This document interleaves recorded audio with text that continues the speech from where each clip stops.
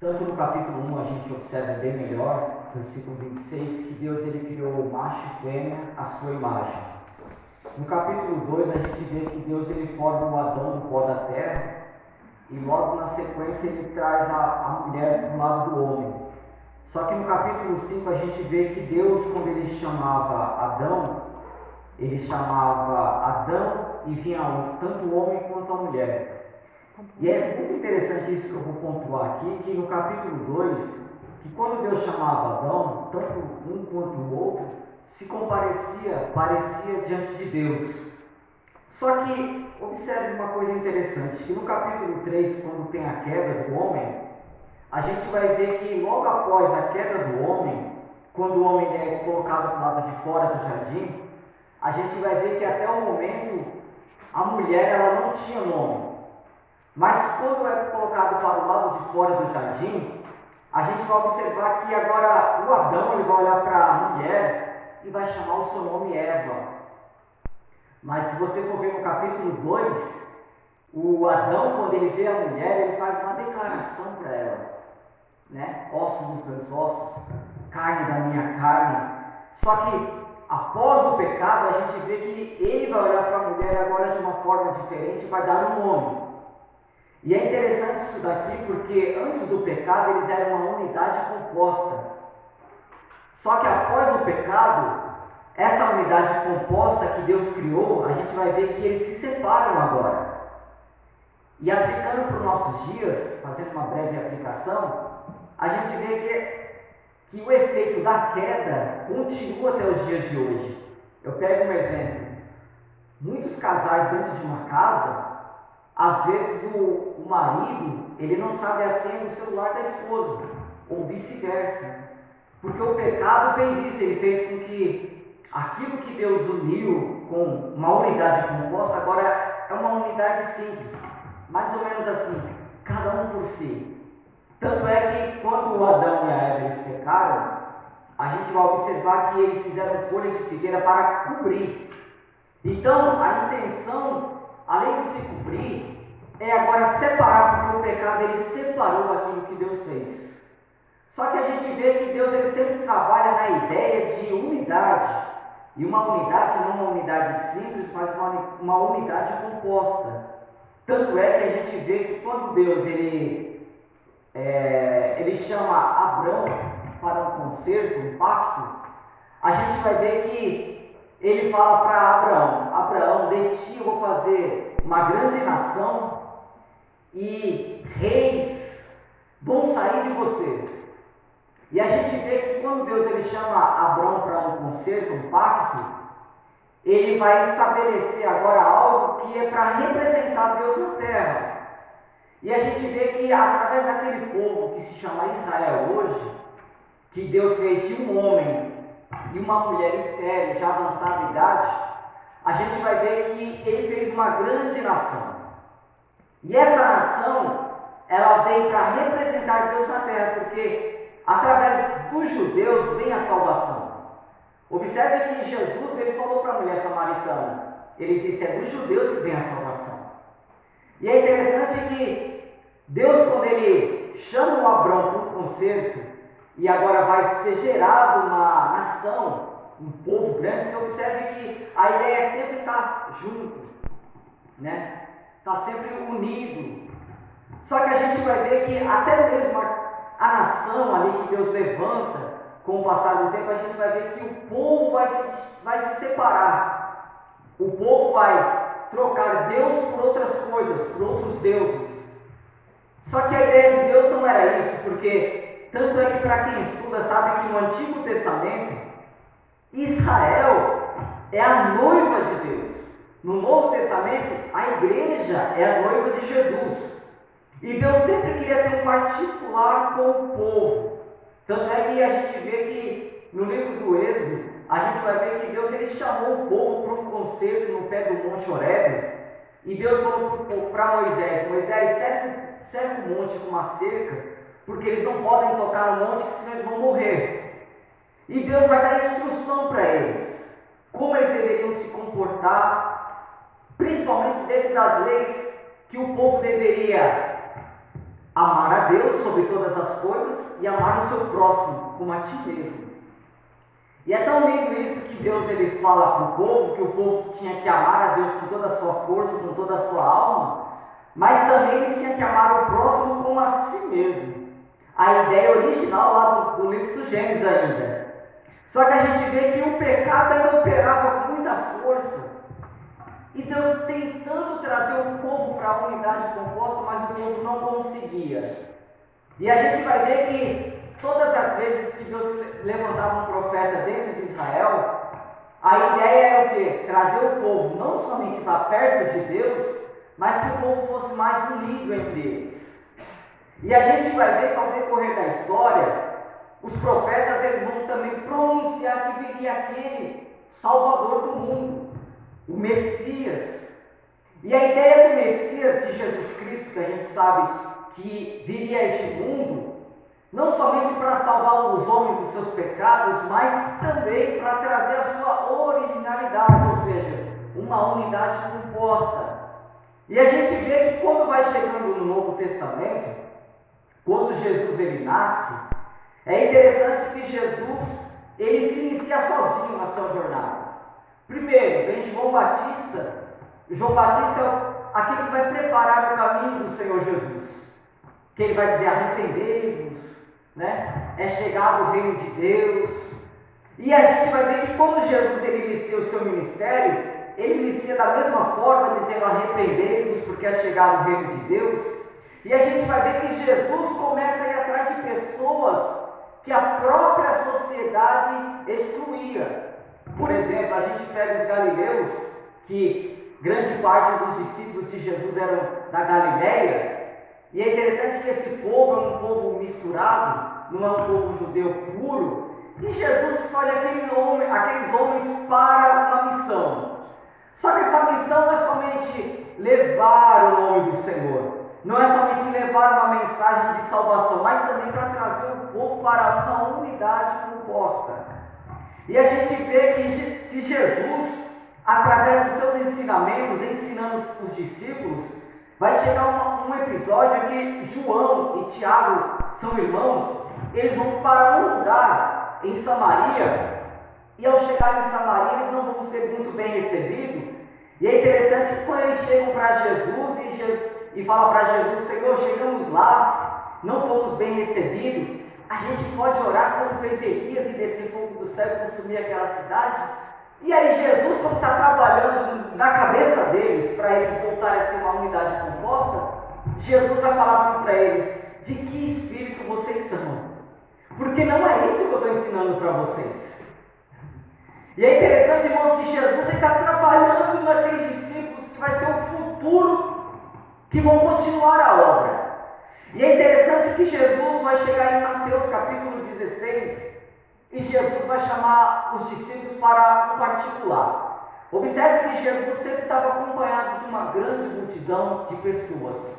Só que em Mateus capítulo 16, Jesus vai chamar eles para um particular em Cesareia de Filipos, um lugar que era considerado um lugar gentil, e Jesus vai fazer pergunta. E é interessante que Jesus ele nunca fazia perguntas, era difícil Jesus fazer perguntas, e Jesus vai falar assim, o que dizem ser o filho do homem aí fora? Aí um dos discípulos vai dizer assim, uns dizem que o Senhor é João Batista, porque provavelmente viu Jesus pregar um sermão duro. Outros dizem que o Senhor é Jeremias, provavelmente porque Jesus chorou na morte de Lázaro. E outros vão dizer que o Senhor é um dos outros profetas ou o João Batista que ressuscitou. Jesus observou que a fala dos discípulos, e Jesus observou que os que estavam de fora não sabiam direito quem era Jesus. Só que Jesus pergunta para eles, e vocês? Quem dizem que eu sou? Um dos discípulos se levantou, que foi Pedro, e disse assim, tu és o Cristo, o Filho do Deus vivo. Glória a Deus. Glória a Deus. Eita! Observe que os discípulos já estão começando a entender agora. E aí, Jesus vai olhar para Pedro e vai falar assim, Pedro, o que te revelou não foi carne nem sangue, mas foi o meu Pai que está nos céus. sobre esta pedra edificarei a minha igreja, e as portas do inferno não vão prevalecer contra ela. Olha o que Jesus fala. Pela primeira vez na história a gente vai ter a palavra igreja inclusa agora na Bíblia Sagrada. Você pega as páginas do Antigo Testamento, você não vê a palavra igreja em nenhum momento. Mas no Novo Testamento, e observando, tá? O Novo Testamento a gente fala que é de Mateus para frente, mas na verdade o Novo Testamento é quando Jesus ele ressuscita. Então aqui ainda é Velho Testamento. Só que Jesus fala para eles: Pedro, não foi nem carne nem sangue que te revelou. E Jesus fala: sobre esta pedra edificarei a minha igreja. Então a gente observa que a igreja, ela é de Deus. A igreja, ela é um plano de Deus. E qual é esse plano? Qual é o propósito dentro disso? É o que? Trazer salvação para todos que estão perdidos e também trazer eles para um mesmo sentido, uma unidade composta. E é interessante que alguns dizem que essa pedra que Jesus se refere aqui era o Pedro, mas não era Pedro. Tanto é que a palavra Pedro, que é a palavra grega Petrus, significa fragmento de pedra. Então não pode ser Pedro. Só que o próprio Pedro, quando ele está no discurso em Atos capítulo 4, versículo 31, ele vai falar assim, que Cristo falava que ele que era a pedra. Então a igreja, ela está firmada sobre uma pedra, que é Cristo. E é interessante que Jesus está falando aqui que ele é a pedra principal, a pedra angular. E é interessante que Jesus, Pedro, quando ele fala também que Jesus, ele é o Filho de Deus, Pedro ele está fazendo uma teologia sobre que Jesus ele veio encarnado. Porque mais para frente vai surgir uns movimentos dizendo que Jesus ele não veio encarnado, que Jesus ele não tinha matéria humana. E tanto é que o apóstolo Paulo, e principalmente João, em suas primeiras cartas, eles vão trabalhar muito sobre essa ideia, que Jesus ele não era homem, mas ele era somente Deus na terra. Só que Pedro nessa fala ele diz que Jesus ele é o Filho do Deus vivo. Então Pedro está trabalhando uma ideia também que Jesus ele veio em carne. Tanto é que João, quando ele escreve a sua primeira carta, ele vai dizer assim que aquele que não confessa que Jesus não veio em carne, esse tal não é de Deus. Só que Jesus, ele está trabalhando para com eles, porque eles vão ser o futuro da igreja. Eles vão ser as pessoas que vão ser a igreja. E é interessante que quando Jesus ele vai para a cruz do Calvário, há uma coisa interessante da gente observar, que quando Jesus vai para a cruz do Calvário, que lança que um soldado romano fura do lado dele, vai sair sangue e água. Aqui nesse episódio a gente vai ver que vai ser o nascimento da igreja. E por que a igreja nasce na cruz do Calvário? Porque quando o homem, dentro do jardim do Éden, Deus colocou ele para dormir, adormeceu ele, é interessante que do lado tirou-se um osso e formou a mulher. Na cruz do Calvário, Jesus ele adormece e do lado é furado, ou seja, a igreja ela nasce do lado como se fosse a mulher dentro do jardim do Éden. A igreja ela é anunciada em Cesareia de Filipe. A igreja agora ela vai nascer na cruz do Calvário. Só que ela nasce na cruz do Calvário. Só que a igreja ela só vai ser inaugurada no dia de Pentecostes. E olha só que coisa interessante, que quando Jesus ele ressuscita, ele vai passar 40 dias com os discípulos dando instruções para eles. E após isso Jesus vai falar para eles em Atos capítulo 1, vocês têm que ficar em Jerusalém, para que do alto sejais revestidos de poder. Só que esse poder que Jesus fala é para testemunhar sobre ele, para falar sobre ele. E fazendo uma breve explicação aqui de novo, a gente vê que muito crente quer poder não para anunciar sobre Jesus, Muitos crentes dentro da igreja querem poder para aparecer para o outro que ele tem poder. Só que esse não é o poder de Deus. O poder de Deus é para que eu seja testemunha dele. E não somente testemunha dele, mas também para falar para outras pessoas, porque Jesus disse: vocês vão começar em Samaria, Judéia, Jerusalém, até os confins da terra. Então essa é a ideia. Vocês vão receber poder do alto, mas vocês têm que ficar em Jerusalém, porque a promessa do Pai vai descer sobre vocês. E é interessante, irmãos, que Jesus, quando fala isso, ele vai subir para os céus. E Jesus vai subir e vai aparecer dois homens, dois anjos. E esses dois anjos vão olhar para os discípulos e vai falar assim: por que vocês estão aqui? O Senhor não disse que era para vocês ficarem em Jerusalém? E é interessante que eles vão passar agora 10 dias orando. Eles vão ficar lá orando. Tanto é que dentro dos 10 dias a gente vai ver que Pedro vai fazer algo que não era para ter sido feito. Atos capítulo 1 a gente vai ver que Pedro vai se levantar e vai dizer assim: bem, Judas ele foi como predia aquele que disse que ia traí-lo. E a gente temos que escolher um, porque são 12, agora só temos 11 apóstolos. E aí eles vão sortear, primeiro eles vão orar e depois eles vão sortear. Só que observe que Deus não falou nada para eles. E aí eles vão escolher por sorte o Matias, que vai ser o apóstolo no lugar do Judas. E é interessante que a gente só vê a história do nome Judas, Matias aparecer aqui e depois não aparece mais nada. Não quer dizer que ele não fez nada. Mas alguns dizem que não era da vontade de Deus escolher Matias. Mas os apóstolos estão ali orando. Escolheram um homem que não era para ser. E tanto é que a gente vê que Deus não falou nada. E a gente vê que no capítulo 9 a gente vai ver que Deus vai escolher agora um homem chamado Saulo para anunciar, para ser o novo apóstolo dos gentios. Só que uma coisa me chama a atenção, ainda no capítulo 1, que eles estão orando, perseverando dentro do cenáculo.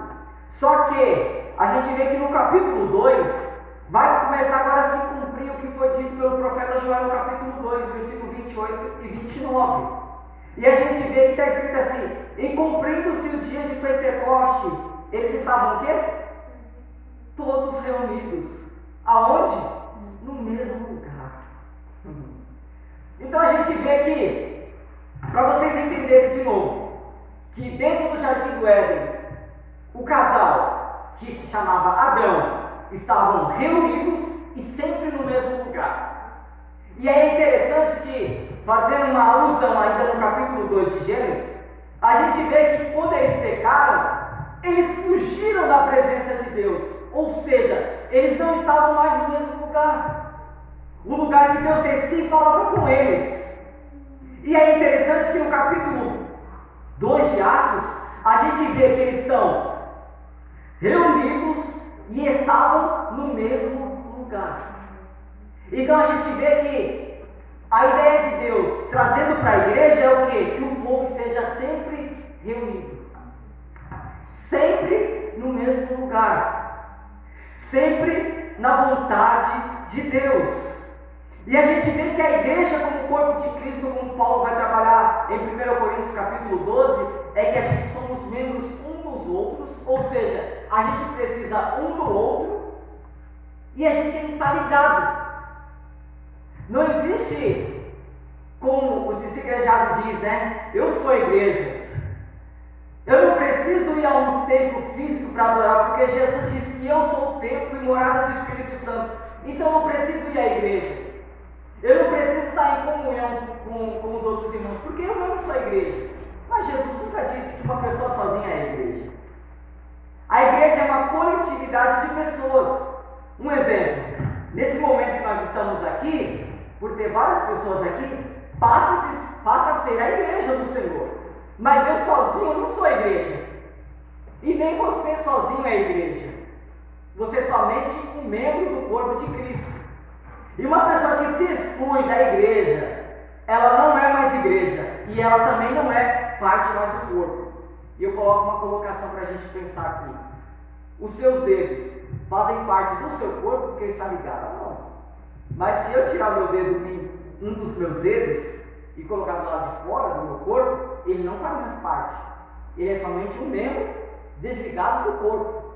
Mas quando a gente está ligado no corpo de Cristo, a gente passa, além de ser membros uns dos outros e membros do corpo de Cristo, a gente faz parte agora da igreja do Senhor Jesus. Glória a Deus.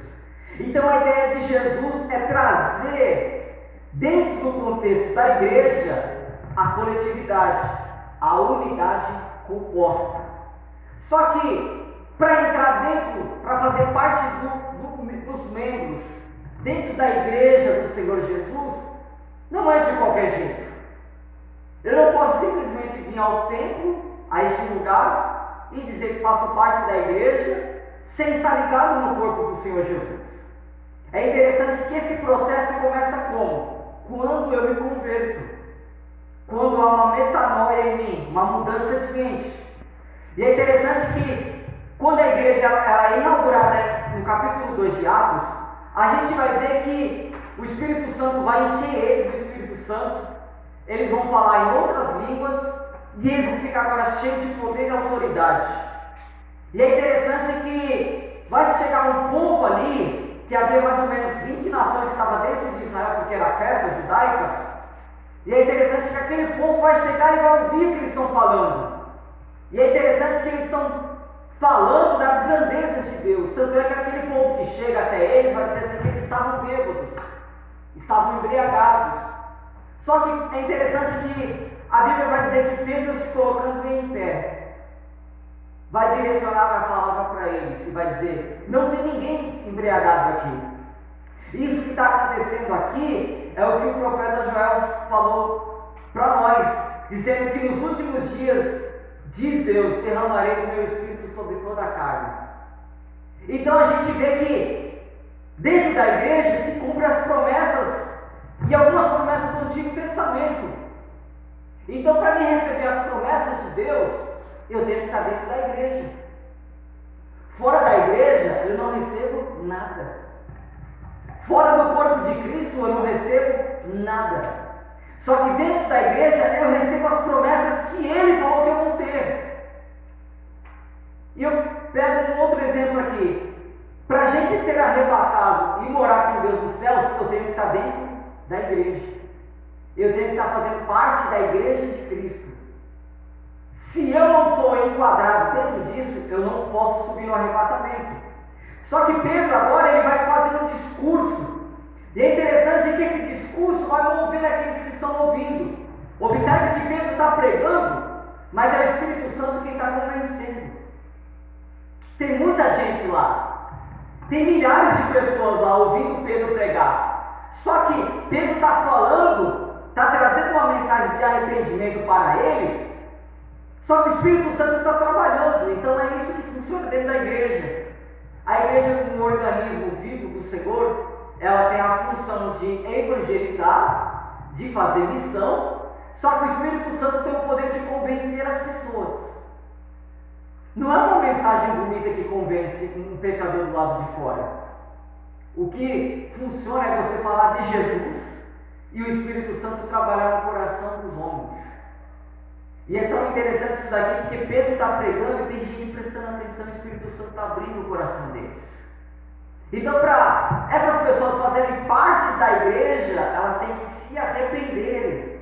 E é interessante que no versículo 37, é eles. Isso aqui é tão lindo, isso aqui, irmãos, que eu vou falar que Pedro não fez apelo para eles. É verdade, pastor Isaías? O Pedro pregando a palavra simplesmente, só pregou. Eu penso aqui comigo que Pedro deu um intervalo pequeno na fala dele para ele dar uma respirada. E aí, eles falaram assim, ouvindo eles isso, compungiram-se em seu coração e perguntaram a Pedro e aos demais apóstolos: o que faremos, varões irmãos? Meu Deus do céu! Observe que a igreja ela tem um poder tão grande, que é o Espírito Santo dentro da igreja agindo, que tem momentos que você vai estar pregando para pessoas ou falando de Jesus aí fora, porque todos nós somos missionários. Todos nós. Deus deixou 3 ordenanças para a igreja. A primeira é fazer missão, que no caso é evangelizar, Marcos 16:15, e de pregar o evangelho a toda criatura. Quem crer e for batizado será salvo, quem não crer será condenado. A segunda, batismo nas águas, porque quem aceita Jesus, fez confissão de fé, tem que passar pelas águas. Isso é o que Jesus falou em Mateus capítulo 28.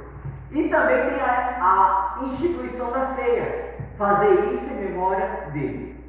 Então a gente vê que a igreja ela tem um poder muito forte, e dentro da igreja, que somos nós, membros uns dos outros, membros do corpo de Cristo, nós temos que fazer essa parte de pregar para as pessoas aí fora. Às vezes a gente acha que missão é só aqueles que estão fazendo missão transculturais em outros países. Não é isso. Cada um de nós somos missionários no nosso próprio bairro, na nossa vizinhança. Tem pessoas nos observando. No nosso trabalho, a gente é um missionário que Deus colocou lá. Eu costumo dizer que Deus não coloca a gente em trabalhos em vão, em lugares em vão. Deus não colocou você lá naquele emprego somente para você ganhar dinheiro e pagar suas contas e sobreviver. Não. Deus te colocou lá como missionário para ganhar pessoas que estão lá dentro, precisando de ouvir a palavra do Senhor Jesus. Glória. Não é verdade, meu querido? Glória. Deus faz isso. Deus ele coloca pessoas específicas em lugares estratégicos. Então, o lugar que você está trabalhando é um campo missionário. E às vezes, meus irmãos, o campo missionário também pode estar dentro do nosso lar. E não somente dentro do nosso lar, mas dentro da nossa família. Você pode estar pregando a palavra para eles lá. Você pode estar pregando a palavra dentro da escola. Deus nos chamou para isso. Esse é o poder, porque conforme a gente prega para pessoas, o Espírito Santo vai convencendo pessoas. O Espírito Santo ele não vai se revelar para uma pessoa. Deus quiser fazer, ele faz. Que Deus está fora da nossa caixinha de pensamento. Se Deus quiser fazer, ele faz. Só que Deus incumbiu essa missão para a igreja. É eu quem tenho que ir falar. E eu não convenço ninguém. É o Espírito Santo que vai convencer. Tanto é que esses aqui ouviram a mensagem de Pedro e falou: o que faremos, varões? Aí Pedro disse, e disse-lhe Pedro: arrependei-vos, e cada um de vós seja batizado em nome de Jesus Cristo, para perdão dos pecados. Depois recebereis o dom do Espírito Santo de Deus. A gente vê que aí os apóstolos, eles só vão se converter de verdade quando Jesus ele ressuscita e aparece para eles depois de 7 dias. Porque quando Jesus aparece para eles, aí Jesus fala: Pai seja convosco. E aí Jesus vai soprar sobre eles o Espírito de Deus novamente. E é interessante que dentro do jardim do Éden, Deus soprou nas narinas de Adão o fôlego de vida. Só que no capítulo 6 de Gênesis, Deus retira o Espírito do homem. Mas no capítulo 21, Jesus ele devolve o Espírito para o homem. Só que para o homem arrependido. Para o homem que se converteu dos seus maus caminhos. E a gente vê que ao decorrer da história da igreja, ainda dentro do livro de Atos dos Apóstolos, a gente vai ver que os apóstolos eles iam pregando e Deus ia salvando. A prova disso, no versículo 47, louvando a Deus e caindo na graça de todo o povo, e todos os dias acrescentava o Senhor à igreja aqueles que se haviam de se salvar. Observe que dentro do contexto da igreja, antes do versículo 47, eles estavam sempre juntos e reunidos. Então a igreja, irmãos, é para trazer unidade, não divisão. E cá para nós, irmãos, o que a gente mais vê dentro da igreja não é mais unidade composta, mas é divisão. É divisão dentro dos grupos, é divisão entre obreiros, é panelinha. E o problema é que isso já aconteceu desde a época do apóstolo Paulo. Por quê? Paulo vai combater algo dentro da igreja de Corinto, uma igreja que eu creio que todos nós queríamos congregar nessa igreja, que era uma igreja que tinha dons espirituais até o tutano, só que era uma igreja dividida. Uns diziam que era de Paulo, outros de Apolo, outros de Pedro, Aí, Paulo vai escrever e vai dizer assim, ó, eu sou de Cristo, vocês têm que ser de Cristo. Porque Deus não opera onde tem divisões. E isso foi ele que falou. Que Jesus disse que um reino dividido, ele não vai se existir. Então, a gente como estamos dentro de um